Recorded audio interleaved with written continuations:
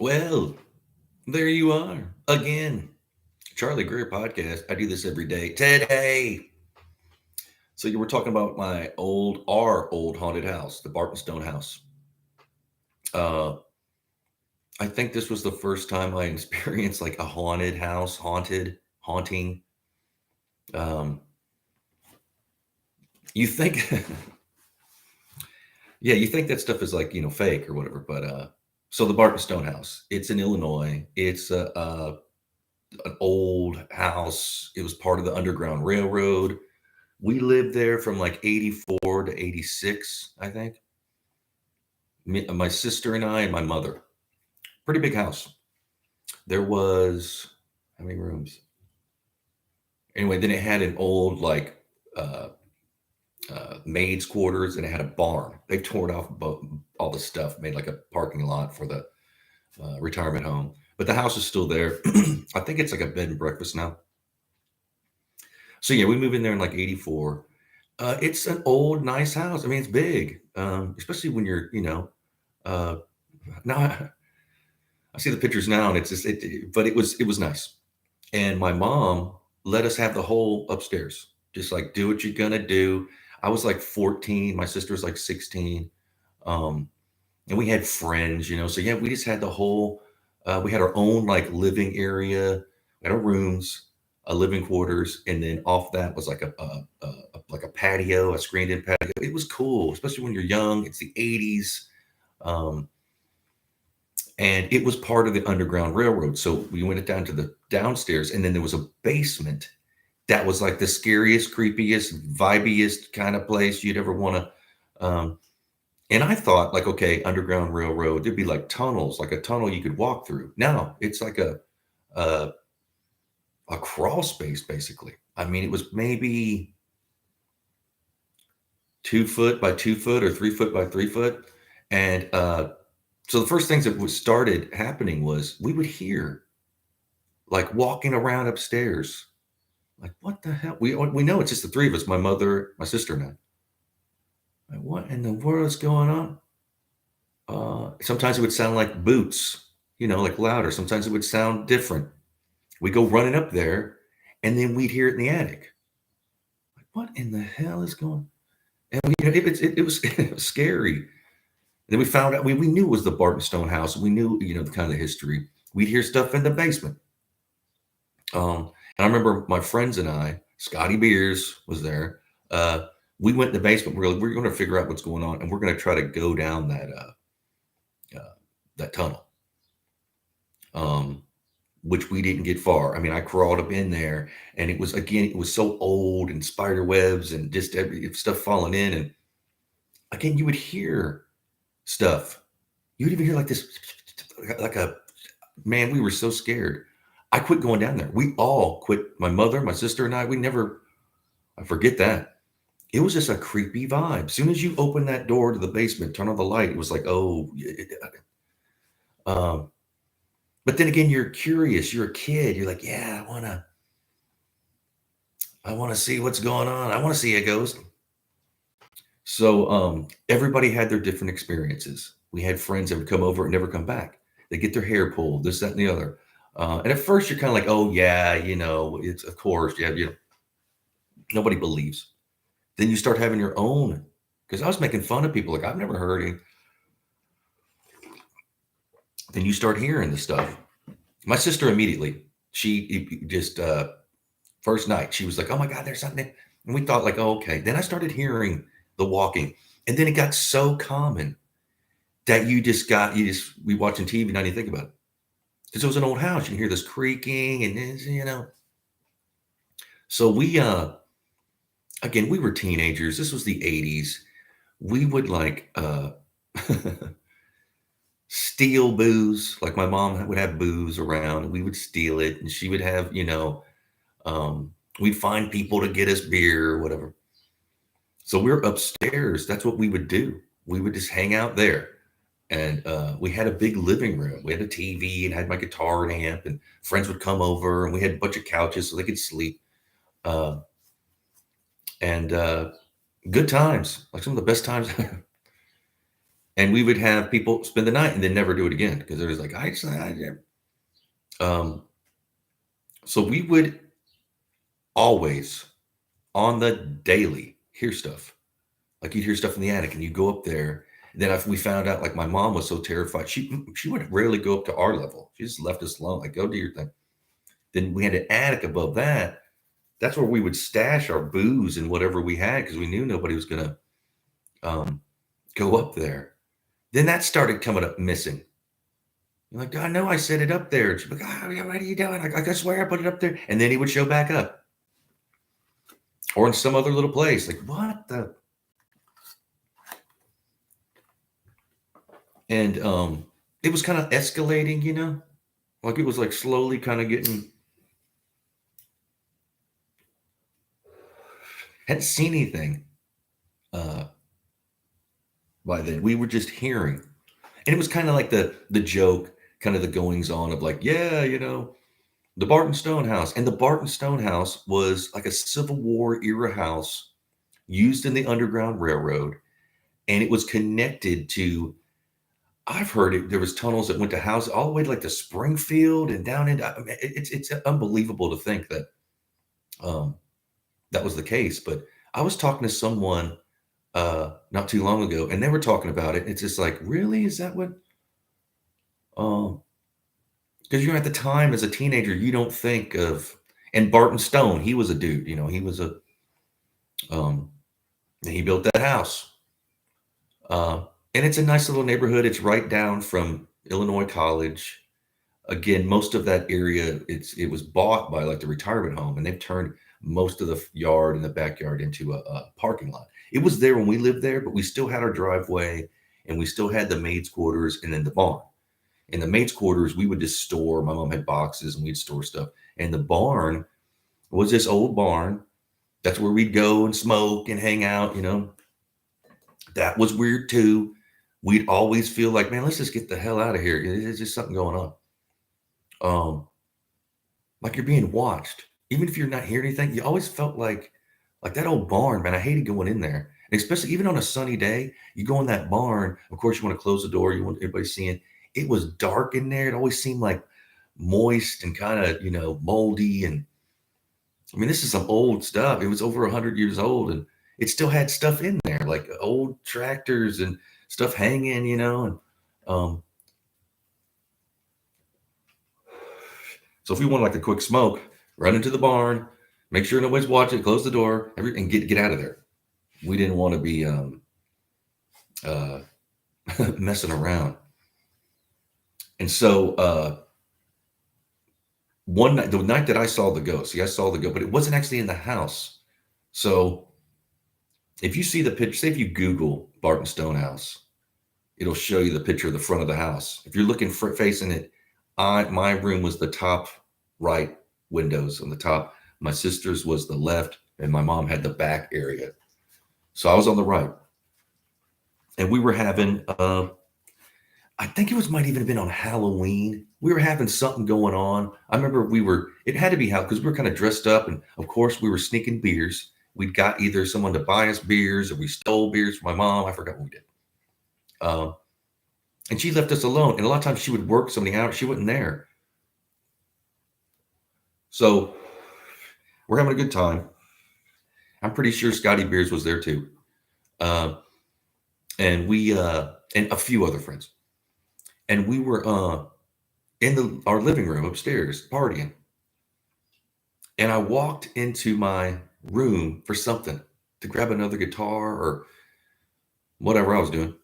And I noticed like this light outside, like it looked kind of like glowing, like what in the hell? So I go up to the window and I couldn't believe what I saw.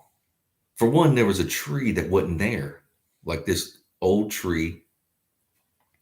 And this Union soldier, like leaning up against a tree, he was kind of looking this way, and he had an old rifle, and his clothes were like, you know, one of those wool war jackets with the belt and these wool pants. He just looked, and at first I was staring. I was like, "Is it Halloween? It must have been Halloween." I was like, "Is he dressed? What's going on? And what's up with that tree?" And there was kind of a glow, you know. I'm standing there, and of course, I'm drunk. I mean, I was young. I couldn't drink that much back then. I was like 13, 14, 15, whatever it was. You had a few beers, looking out the window of this thing. The scary part about this was he turned to me and he reacted like he looked as scared as I was. He went reaching for that rifle and he's kind of fumbling around. And as he's lifting up this rifle and other these soldiers were coming in, it just disappeared. The tree, him, and everything. It went back to like normal. And I ran back in there. My God, of course, nobody's believing me. What are you doing? Back then in the 80s, if you were acting crazy, people go, would you do some acid? Of course, we couldn't find any acid. We'd never done any acid. But no, what do you mean? If I saw it. And so we'd go outside, go across the street. It's chilly in that that area, that time of year. You're crazy. Yeah, quit lying. My sister and her friends. I'm like, no, I ain't lying. I swear. But my friends would go, we believe you, because they'd had their hair pulled and this, that, and the other. So that kind of put a shock in me where I was like, man, I don't know about this house. Like, what what just happened? Like a split in time. The scary part is he saw me. Matter of fact, he acted like he was seeing a ghost. Can you imagine if this is say that when this happened? I mean, of course it happened, but he saw some modern dude, me, and I was dressed up like I forgot what I was wearing. He looked scared. He was fumbling for this old tall rifle. He was like lifting it up, and these other guys came in. It happened so fast, and then they just disappeared. Like, go on.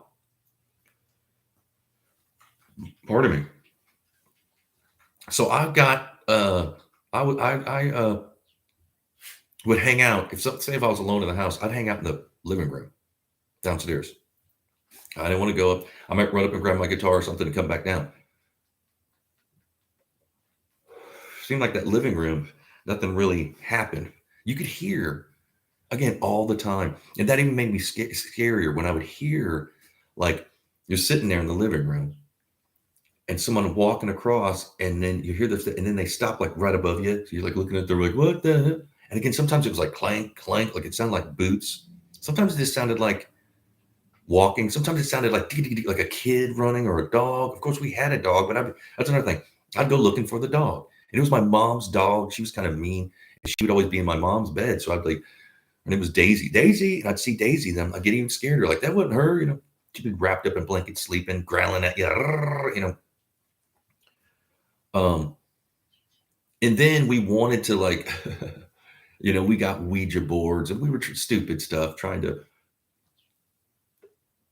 And then my sister, who lived across from my room near the stairwell, she was like, I'm hearing these voices and this whispering, and she'd go, scream and go in there. She's like, can you hear it? Can you hear it? Like, no, we can't. And somehow there was like the edge corner of her room, which was like the corner of the house. She figured out one of her friends was standing in that corner, or she was standing there, and they could hear this, kind of whisper chatter. And they started screaming, and they're like, go in there, stand in that hall, in that corner, and you can hear it. So go, shut up. It's like I'd stand in the corner, and then you could. Every time you could hear this like, you couldn't really understand what was going on. Couldn't hear the conversation. It sounded like multiple men, women, kids, everything. Some were like, it's just like, what in the world? So we would have people over, be like, yeah. Of course, we pulled my mom up there. She's like, I can't believe what the. She heard it too. Everybody, it was like a thing. If you came over, we would take you up to my sister's room and stand you in that corner, and you could hear it. Especially if we left the room and left you there, you could all the time, every time, night, morning, midday, you could hear this ghostly whispering. And then people started believing, because we had friends and neighbors like, oh no, you got to get up there and see. You can hear this, hear the chatter. And sure enough, they did. And we eventually you kind of get like used to it. It's like a like anything, you're just like, oh well, that's what it is. Again, nothing ever really like nothing. I never got my hair pulled.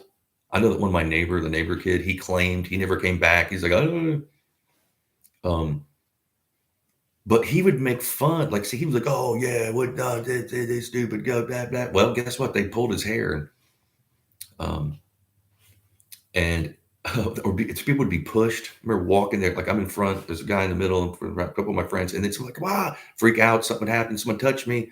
Um, I never got that. I never had nightmares or anything. I could sleep fine. It was kind of trippy. My dog, she loved to shake her collar. She loves being. She knows when I'm on camera. She's like, hey, let me get involved by shaking my collar. Um, there she goes. She loves to be on the camera. But yeah, it was a again, it's hard to believe unless you've witnessed something like this. And back then, there wasn't the internet. We knew about the house. We knew about the Underground Railroad and this, that, and the other. And every once in a while, somebody would stop by, like, and they would ask questions, and um, you know, and that honestly, that area, it's old. I mean, again, old. It's weird. There's a lot of history around that area, and uh, it's just prime picking for a haunting. It's just I've never lived in another house that was, granted, you'd have these experience, but nothing like that was ongoing. Like you always heard that walking. Always. Again, you get used, you don't even, oh, we'd had a joke, like, oh, that's just the go. And again, sometimes it'd be clanging like a boots, like a man in like boots. And then it was loud. And the strange part about it was if it was happening, say if you're in the kitchen, it would stop above your head. You're like, what in the hell? Okay, of course, go up there and nothing, and then sometimes you would hear it in the attic, like it moved to the attic. Um, but you get used to it. It's like, oh well, it's a haunted house. It's like a fun thing to talk about. Your friends come over, and ooh, again, we got a Ouija board. Well, we couldn't figure it out. It was this. Uh, we shouldn't have been doing that probably. Um, but we never. Again, that's the only thing that I saw, which technically wasn't in the house. It was like across the street, like in the right as the neighbor's yard started, like where that little piece of grass before the sidewalk or whatever, and the tree. Like it must have been a tree there or something, because that tree, he was leaning up against a tree, looking that way. This ghostly uh, Union soldier, with a tall gun. It was almost like as tall as him, and he was trying to get that gun. And then they disappeared. But the scary part with him reacting to me, he seemed like he saw a ghost. He seemed just as scared as me, because I was like, oh my God, because once I wrapped my mind, again, I was younger, I'd been drinking. What am I looking at? What is this glowy apparition I see? I'm pretty sure it was on Halloween, because I was dressed like probably a rocker, or half-assed, did my face as Kiss or something stupid. Um, but you can look it up. Barton Stonehouse, Illinois. Um, surely there's been a ghost program there. I mean, they had to be. I mean, I hear now it's a bed and breakfast. Um, we only lived there for like 2 years. Great times. I mean, we had so much fun in that house. Um, and kind of the goings on. My mother was pretty open about, like, hey, as long as you guys aren't burning the place down, doing drugs, whatever you could do, just stay up there. And she never would come up. She'd be like, Charles, David, like holler. I'd come downstairs. She'd go take out the garbage or whatever. Go run and get me this and that. She let us be, and she let us have friends over. She would. And my sister technically was like an older teenager. She had her driver's license by then. And so if my mom went somewhere, she would, again, it was the 80s, times were different. She would go visit friends, spend the night. We'd have the house, and we'd have not a party, meaning like there's cars lined up, and no, they'd be like maybe 8 to 10 of us at the most. Me and my sister, a couple of our friends. It wasn't a big blowout. But people came and went. We had a lot of friends, and we were always, again, I was playing guitar. I started getting to my own, like, hey, I can play Rainbow in the Dark. And um, so I had friends coming over and they'd bring guitars. I had an acoustic, and what did I have? I think I had three guitars by then. Maybe not. I know I had an acoustic and an electric. I had like that Harmony Flying V and then an old acoustic that I had. So we would, every day after school, we would, for one, when MTV played music, they had a top 10. We'd come home, watch the MTV videos, like, oh, MTV music. And then we'd go upstairs and jam, playing the same old riffs, trying to figure out Eruption, just uh, good times. To my little Gorilla amp. Remember Gorilla amps, these little cheap. Um, and I had a Supra distortion. I think it was called Supra distortion, like a red DOD pedal that was like a monster. Um, and I had well, I don't think I had the Kramer yet. I don't think I had because I eventually got a Kramer like Strat with the Floyd um, but that Flying V was but this house, uh, a lot of good memories. It was creepy and scary, but then again, it wasn't like it didn't seem like evil. It just seemed like, oh my God, we're living with these spirits or something. Because everybody would come over, be like, oh yeah, no, here, oh, let me see, and then they would hear it or something. They'd hear something tap on the head or push their shoulder. That never happened to me. I only saw uh, the apparition from across the street that night, and I didn't taunt. I'm not the person that kind of taunt anybody, especially a spirit or a ghost. So I was just like, hey, I mean, um, always hearing people walk. You just got used to it. At first, you're like, well, it's crack. It's an old house, so it's crack, and it had wood floors, so you could, um, people walking around. The thing was like, and it was big. The house is pretty big. Uh, Bigger when you're younger. You think it's like huge, but it wasn't that. But we had like a dining room and a living room and a big kitchen, and then the back quarters, and then upstairs we had those two rooms, bathroom, our big living room, and then there was an unfinished room in the back that had this huge walk-in closet where we used to smoke. We used to just like go up there and close the door. It'd be smoky, just um, good times. Everybody was wanting to hang out. Uh, and try to see a ghost, but we never. Again, I think I'm the only one that saw, uh, and it was weird that it did tie in with the whole Underground Railroad thing.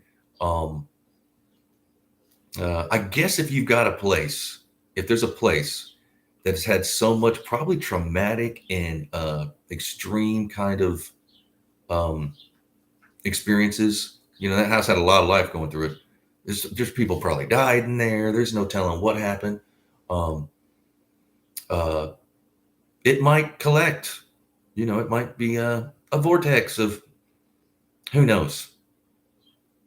But I, again, I don't believe every ghost story I hear or video or whatever, but I've experienced certain things that are like, man, there's something else going on. In fact, I don't want to see. We were like kind of like little ghost hunters. Nowadays, I don't want to see any ghosts. I don't want to deal with the. I live in an old house now, and there's some kind of strange things here in this house. The neighbor, the guy that's my neighbor now, the guy before him died, and they found him dead in that house, in that apartment. This old dude. And these old houses, there's no telling how many people died. I'm talking about natural causes. Just like he's an old man, he died. Because the house I'm living in is like built in 1850 or something. This old house, man, you don't believe. It's kind of like it looks like a haunted house. Um, but I kind of like these old houses. But it's creaky. I got wooden floors here, you know, and high ceilings, so it kind of makes it like the reverb, and it's louder than.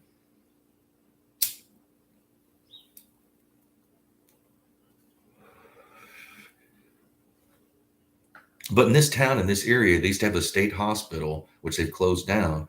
Back in the day, that was like the field hospital for the Union soldiers. There's always been some, and before that, it was some kind of like Native American kind of. There's always been something there, you know. And then the old college that they built in like 1850 that closed down, unfortunately. There's this rich history around that town that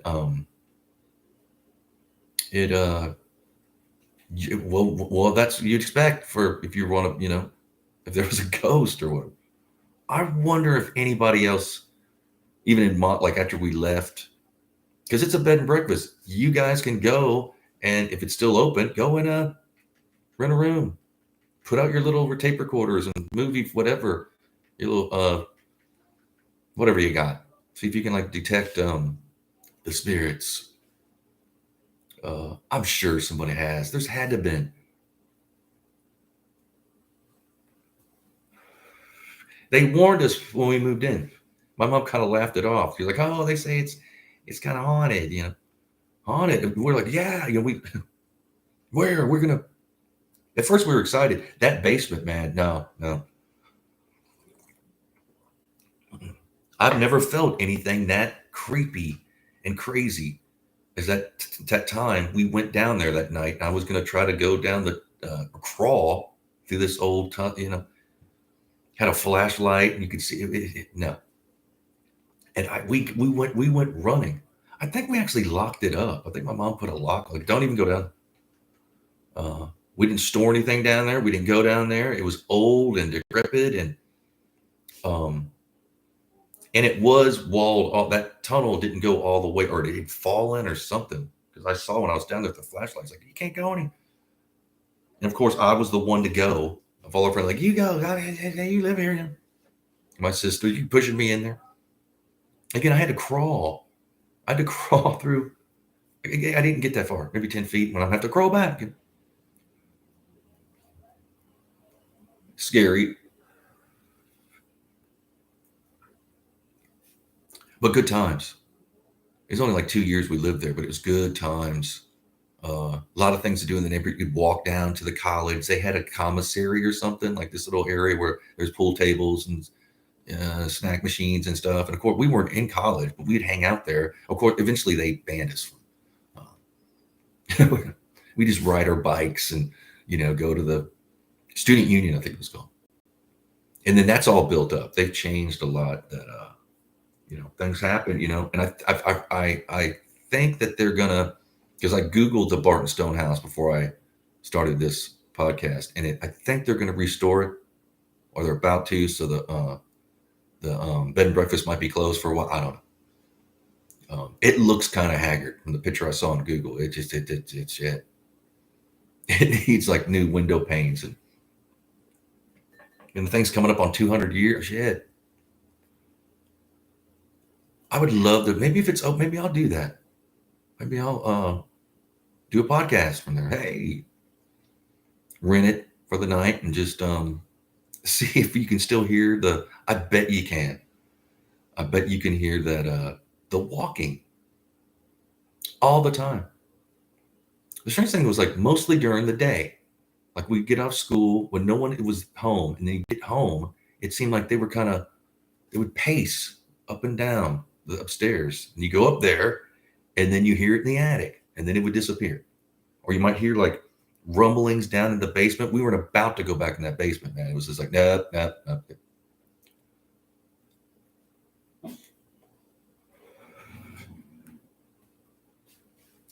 Strange, mysterious world we live in. But yeah, you know what? I think I will one of these days stay the night over there, do a podcast, see what's going down. I wonder how it looks now. I wonder if they've redone the interior. That old stairwell was so cool. This old wooden stairwell, and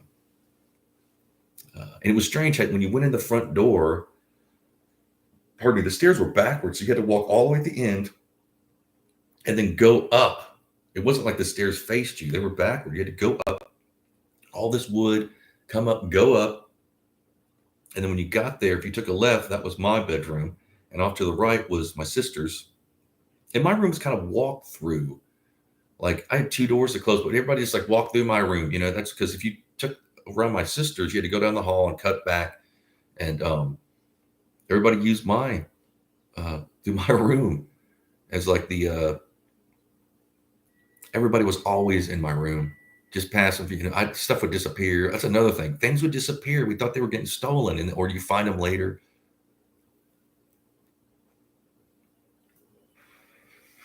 Trippy times. But I do this every day. Please like, share, subscribe. If you want to support the channel, there's information in the description. There's a Zelle information.